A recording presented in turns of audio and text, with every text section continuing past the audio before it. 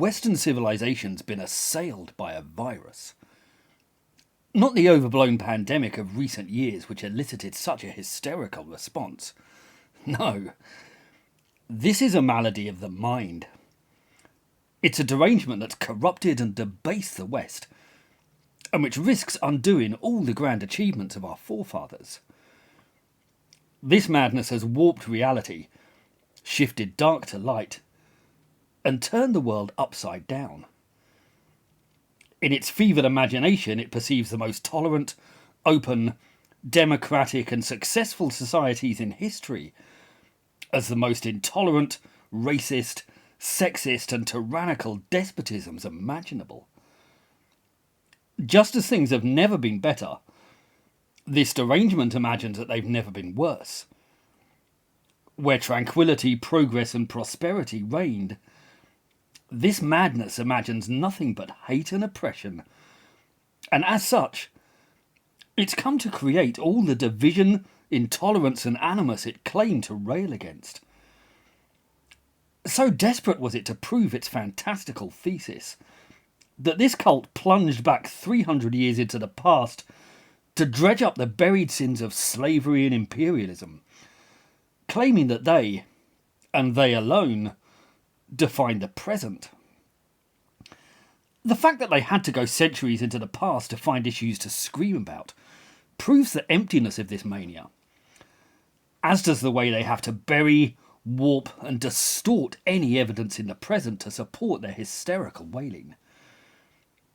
This is a new religion, a chest-beating creed built on palpable and demonstrable lies, yet it has hundreds of millions of acolytes, all utterly persuaded that all the compassion, intelligence, evidence and academic rigour belongs in their camp, and to them alone. So those who spread this baseless insanity, and those who cause nothing but colossal hurt and harm, yell that it's their opponents who are at fault, their rivals who are committing all the damage, who are nothing but repulsive, idiotic scumbags. And some are. But most of the harm comes from this cult of woke. And not only does it have millions of enthusiastic supporters, this derangement has utterly taken over wider culture, the education sector, the majority of media, Silicon Valley, all bureaucratic institutions, sport, and even the advertising and corporate world. And you may be asking yourself, how the bloody hell did this happen? Well, therein lies a tale. This process has been a century in the making. In fact, its roots lie even further back than that, because it originated, naturally, from Marxism, which had itself evolved from earlier forms of socialism. So the roots of this malaise go back centuries, though this current strain really began in the 1920s with Antonio Gramsci, an Italian communist.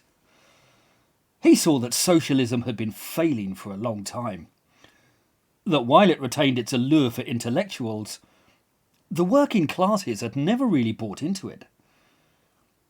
Gramsci believed that this was because the capitalists were winning the culture war.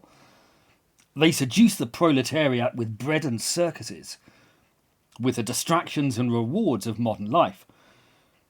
Essentially, all the workers wanted was better pay and more leisure time. They simply sought to enjoy life.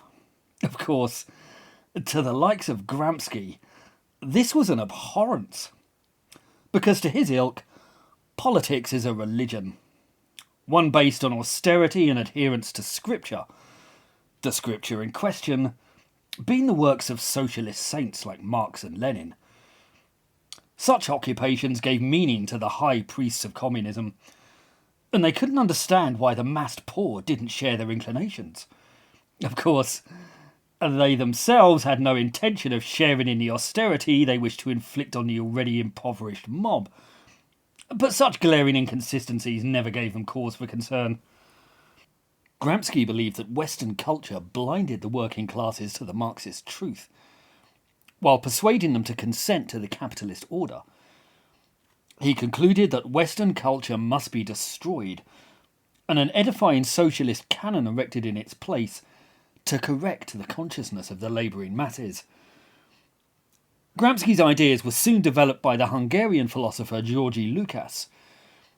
He believed the Communist Party was the sole repository of truth and morality, while the socialist intelligentsia represented the real voice of the proletariat. The opinions of the actual proletariat should just be ignored. These ideas coalesced at the Frankfurt School, which originated in the Institute for Social Research at Goethe University in Frankfurt. It was there that a team of Weimar Marxists like Theodor Adorno and Max Horkheimer fleshed out the movement's manifesto through the 20s and 30s. They argued that a new narrative should be established, which allowed the world to be viewed through the prism of unequal power relations. This ideology, known as cultural Marxism, was purported to be based on critical theory. The theory, the systematic critique of capitalist culture, was simply to employ constant criticism to erode the West institutions and spread the alienation that would pave the way for communism. It was a practice that helped birth the field of grievance studies, which gained traction as the ideas of the cultural Marxists began to merge with those of the post-modernists. Post-modernism had emerged in the late 50s and early 60s, starting with a small group of leftist French academics like Michel Foucault, Jacques Derrida, Alain Badiou, and Jean-François Lyotard. The new culture grew out of opposition to Enlightenment rationality and a sceptical approach to objective reality, morality, social progress, and conceptions of truth. As such, the postmodernists rejected the narrative of Western liberalism by claiming it was based on a malign form of capitalism, imperialism, and a conception of white supremacy. It was a view that came to dominate the field of cultural studies, the likes of feminism, fat studies, queer studies, and gender studies. But it also strongly affected the arts and humanities, even making its presence felt in the sciences. It was largely based around Derrida's theory of deconstruction, which claimed that the meaning of any text was dependent on the reader. He effectively argued that any message implied by the writer could simply be dismissed. In this way, a twisted interpretation could be imposed on any subject. But postmodernism, like socialism, must be judged not by how its advocates hoped it would turn out, but by how it actually turned out. While initially designed as a critical approach towards widely held ideas and the socially conditioned nature of knowledge, postmodernism rapidly developed into another extremely limited narrative, a dogmatic trope which attacked privilege and any sense of white, male, or European hegemony. In deciding that all knowledge was subject to cultural bias, it seemed a logical step to dismiss, and then attack, the culture that had shaped it. That process was continued by Jürgen Habermas, and given a significant boost by Herbert Marcuse, the German philosopher, political theorist, and senior voice in the Frankfurt School. He significantly fleshed out their ideas in the 50s and 60s. Marcuse, considered one of the fathers of the New Left, was a former disciple of the Nazi-worshipping Martin Heidegger. He regarded entertainment culture as a form of social control, a fascistic system that left the masses repressed and uncritical, preventing them from taking the necessary steps to bring about revolutionary change. In order to tear down Western civilization, the masses must be informed about their oppression, of how the arts marginalise certain peoples like women and ethnic minorities. Marcuse and his disciples called for a more edifying culture to ignite the spark that would advance the progressive agenda. Rudi Dutschke called this process the Long March Through the Institutions. It aimed for the left to take over education, cultural expression, the media, and the likes of the police and civil service to influence the direction of the masses. It's largely come to pass, but the fact that it's done so is more coincidence than part of some diabolical plan or bloated conspiracy. Recent events have merely resulted from floods of graduates pouring out of leftist universities and saturating the media and arts. Like-minded liberal intellectuals have appointed one another to positions of influence and authority, and have affected modes of expression in a variety of increasingly significant areas. The leftist position has become the dominant vernacular in Hollywood, the BBC, Silicon Valley, and the tech industries, as well as the theatrical, contemporary music and comedy circuits. Even Olympic opening ceremonies have been transformed from entertainment extravaganzas into rather pious lectures. The dominance now held across culture, education and the media is startling. It's aided by an increasing grip on the police, judiciary, Church of England, corporate sector, quangos and charities. In a feeble echo of the vilest regimes in history, this liberal elite have become obsessed with using their position to advance the correct socio-political message, that of woke identity politics. People who agree with their manifesto are given sympathetic airtime, while those who dispute it are denounced, a practice which gives a markedly distorted impression of contemporary values. This bullying and vocal minority have successfully imposed their views on the majority. Those who transgress must perform mandatory self-criticism sessions by prostrating themselves in front of the baying mob on Twitter. There they must admit their errors while grovelling in penitence. This is not like Chinese communism. It's pure Maoism in action. Our culture has become saturated with people who hold the right political stance portrayed as paragons of virtue, while those on the wrong side are dismissed as universally despicable. We've entered a terrifying world where the past must either be damned or rewritten to make it acceptable, and where the liberal outlook is increasingly driving dissent from books, films, television, comedy, and the internet. That process was an arduous one too, but these ideas really started flourishing in the late 1960s, that time of adolescent rebellion against authority, which spawned a thrilling new culture and music. It helped push the feminist and civil rights movements, and aided in the emancipation of many oppressed people. But that era also spawned numerous idiotic ideas, and it's resulted in a culture of oppression that simply sought new targets. The result is a society far more restrictive, judgmental and limiting than the one it replaced. These radicals have not learned from the errors of earlier generations. They've repeated them, and they've turned up the heat to new levels while doing so. And if we examine some of the flashpoints of the 60s, we can see our own age reflected in them.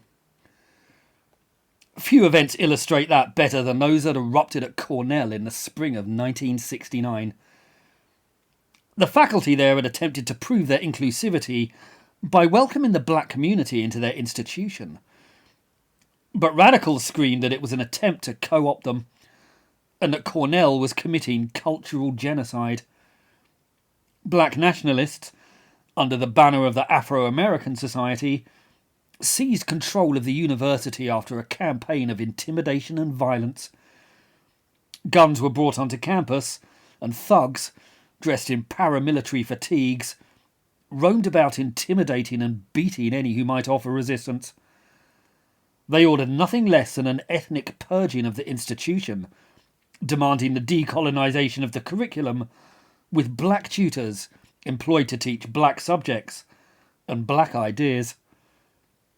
Professors were bullied and threatened with violence. They even received death threats if their teaching contradicted racial orthodoxy.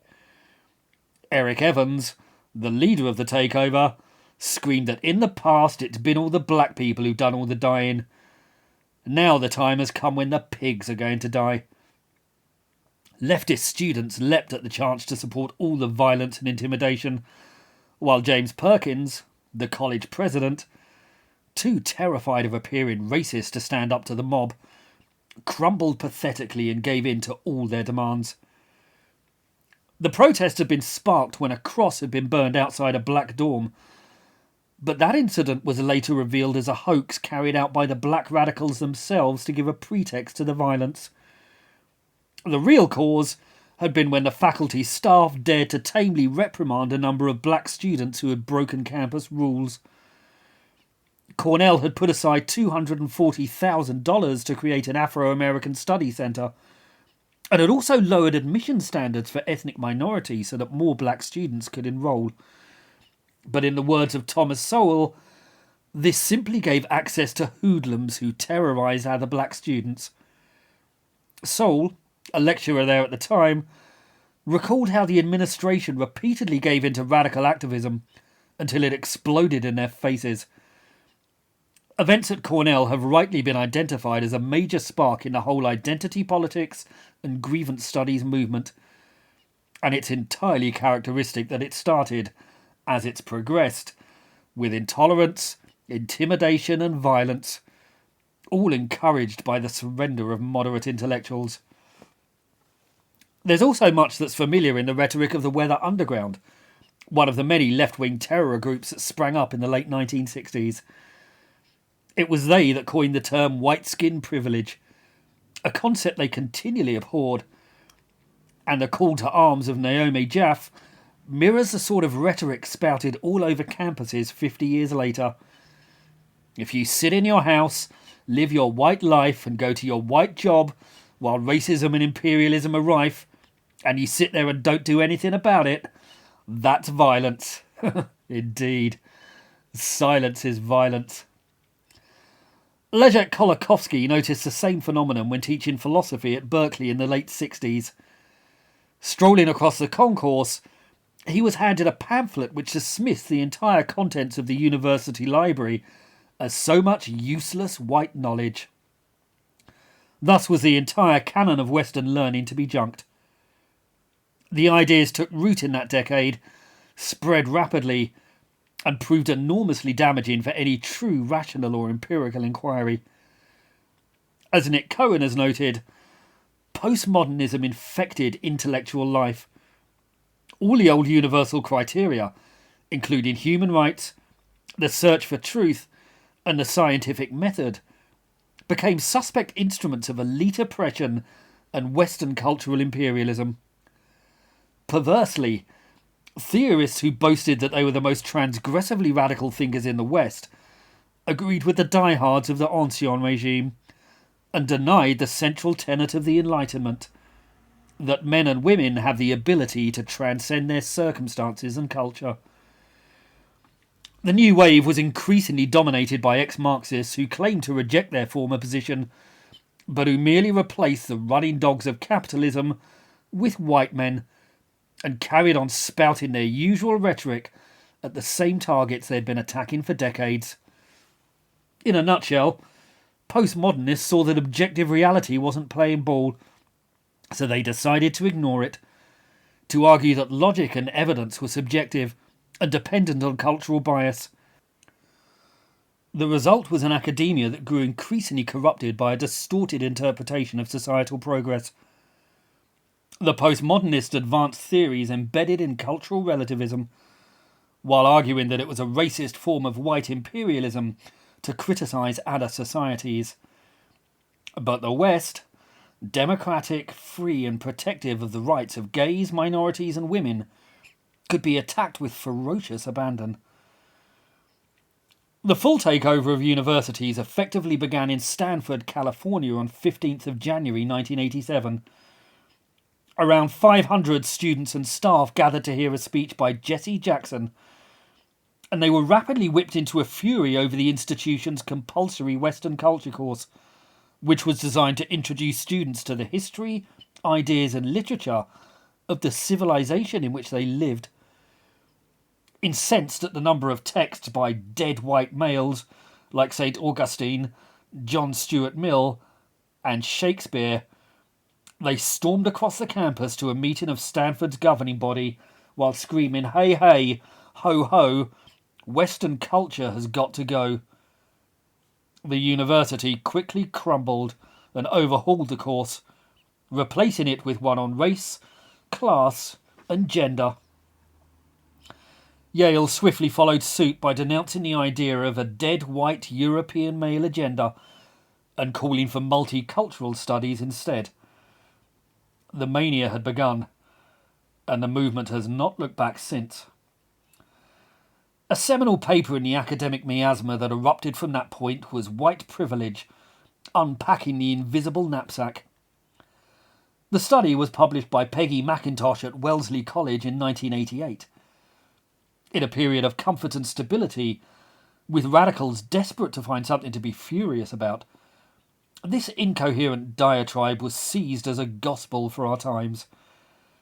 Yet in assaulting their own civilization, while giving a free pass to less developed societies, the philosophers were not taking any sort of fresh approach.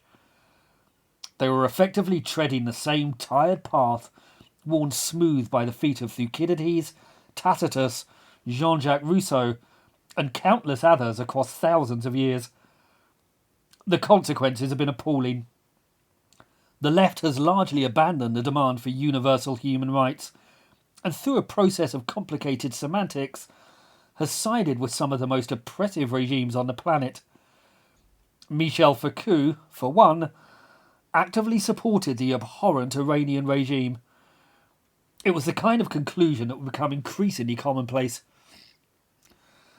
This mania has been partly driven by the work of Kimberly Crenshaw, whose contribution to the book Words That Wound, Critical Race Theory, Assaultive Speech and the First Amendment in 1993 directly opposed freedom of speech by recommending the criminalisation of verbal racism. It was Crenshaw, professor of law at University of California, Los Angeles, who first developed the theory of intersectionality. This suggests that oppression springs not just from single categories, like race or sex, but from all of them, in an interlocking system of hierarchy and power. Intersectionality works rather like a grievance set of top trumps. Women are oppressed, naturally, but they are trumped by black women, who are more oppressed. A black woman must, in turn, step aside for a black lesbian, who must defer to a disabled black lesbian, or a trans-Islamic woman of colour. One's ability to speak is thus dependent on where one's positioned on a sort of sliding scale of oppression. Crenshaw also coined the term critical race theory, though the recognised godfather of that movement was Derek Bell, who took up a position at Harvard in 1969. And these founders have been succeeded by waves of theorists like Robin DiAngelo and Ibram X. Kendi. While the movement began in the 60s and gained purchase through the 80s and 90s, many observers regard 1991 as the tipping point. That was when political correctness grew to dominate the mainstream. In November that year, the University of Michigan held a conference called the PC Frame-Up. It gathered together a rally of leftists who claimed that political correctness had been fabricated by right-wing witch hunters. And my, hasn't that aged well? In 1992, David Horowitz responded to the crisis brewing in American universities by producing a journal called Heterodoxy. It aimed to stem the tide of multiculturalism that was taking over academia, and the very first issue, which came out in April 1992, ran an article entitled PC Cover-Up. It's deeply regrettable that in the 30 years since then the situation has deteriorated markedly. For the reality is that those of us who spent years warning that political correctness has gone mad have been utterly vindicated, and those who denied and mocked us have been ruthlessly exposed. The early 90s was the era that what might be termed the Diana effect started taking hold. A fashion of publicly displaying emotion and virtue came to dominate, while discretion and restraint fell dramatically from favour. By the time she died in that Paris tunnel, it was considered the norm to make an overt signal of moral superiority. A trend that started with conspicuously coloured ribbons and charity wristbands and carried on to Facebook profiles draped in rainbow flags and public applause for the NHS. The new craze was not to actually do any sort of charitable or productive activism, but to raise awareness. A fad that ultimately led people who considered themselves nice to scream abuse at any who failed to conform. This whole culture is eerily reminiscent of the cult of sentimentality, that movement that preceded and helped precipitate the French Revolution. That really isn't a road we should be looking to travel again. Yet here we are. The modern style of cloying Puritanism is hardly new either. In 1951, for instance, feminist protesters forced the removal of Arthur Koestler's bust from Edinburgh University over allegations of his treatment of women. And no platforming's no recent innovation either. Roger Scruton memorably recalled how a talk he was due to give at Glasgow University in 1985 was called off after protest from far-left activists. He sat on campus as the organisers scrambled to find a new venue. And as he waited, Scruton watched the university authorities in all their pomp dash around while preparing to award an honorary degree to Robert Mugabe the same day. That's the left for you. Roger Scruton bad, Robert Mugabe good. But if this sort of thing isn't novel, it's far more widespread and dangerous than it's ever been. This new cult of sensibility rose in tandem with a deeply flawed manifesto. It elevated interpretation over evidence and feelings above rational calculation. A potent cocktail that was stirred into a society searching for an outlet. With Cold War certainties having vanished, and life proving perhaps too comfortable, many looked for a cause that would exculpate their guilt over the enormous privileges they enjoyed. The resultant fervour shook Western civilization. Indeed, the impact of this small group of French academics has become so pervasive that we can no longer say that postmodernism affects our culture. Postmodernism is our culture.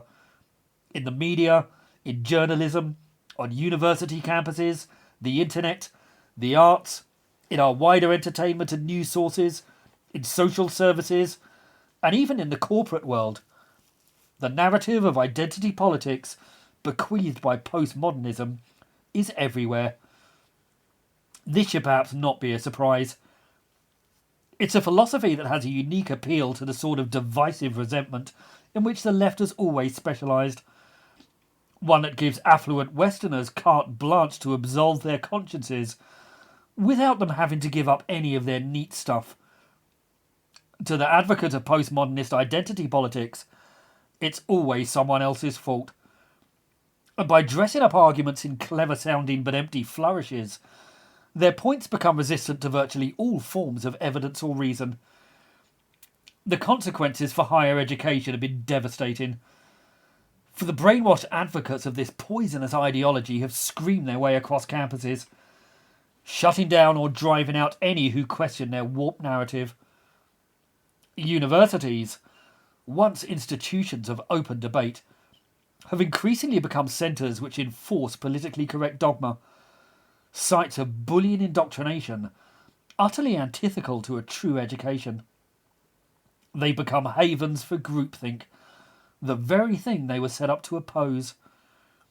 More than this, the bulk of Western academy is now based on a lie, a radical vision of ethnic, gender, ecological and sexual mores that bears little relation to nuanced reality. Yet despite this, or perhaps because of it, the progressive students express a furious intolerance to being challenged. This has characterised the radical left for centuries, yet they remain assured of their moral and intellectual superiority. Like those despots of yore, they're persuaded that they're creating a better world, so they feel secure in imposing their values on others. Western universities have become havens of safe spaces, trigger warnings, and no platforming. These customs have been adopted to protect the progressive students from any challenging ideas that might make them uncomfortable, so they can remain safe in their radical little bubble. But it's an entirely leftist phenomenon, and anyone outside that clique can be, and usually is, shouted down with unrestrained ferocity. There are no safe spaces for conservatives, and only ideas that challenge the narrow tenets of identity politics are no platformed. This cult has now spilled from university campuses and is swamping our institutions. In a piece from the Daily Mail on Sunday on February 2019, an essay which ages better every day, Peter Hitchens warned that the students who impose these bans will all too soon be the civil servants, MPs, lawyers, police officers, journalists, and above all, teachers of tomorrow. We are breeding a generation of thought policemen. They've been taught what to think, not how to think. Disagreement makes them frightened and angry. Freedom of speech and thought cannot survive if they're not defended and understood by such people. I can't just now see anything that can save us from becoming a censored, unfree country, short of a revolution in our disastrous school system, where conformist teachers drill conformist students in the catechisms of the left. As so often, all I can offer is a warning. This is what's coming. It begins like this, and it ends with arrest of dissidents at 4 a.m, conducted by people who are quite sure that what they are doing is right. So this is what's happened already. Ideas that began in academia became popular because they seemed daring and transgressive. Over a century, they gradually won more and more acolytes and influence, even as they became increasingly debased and shallow.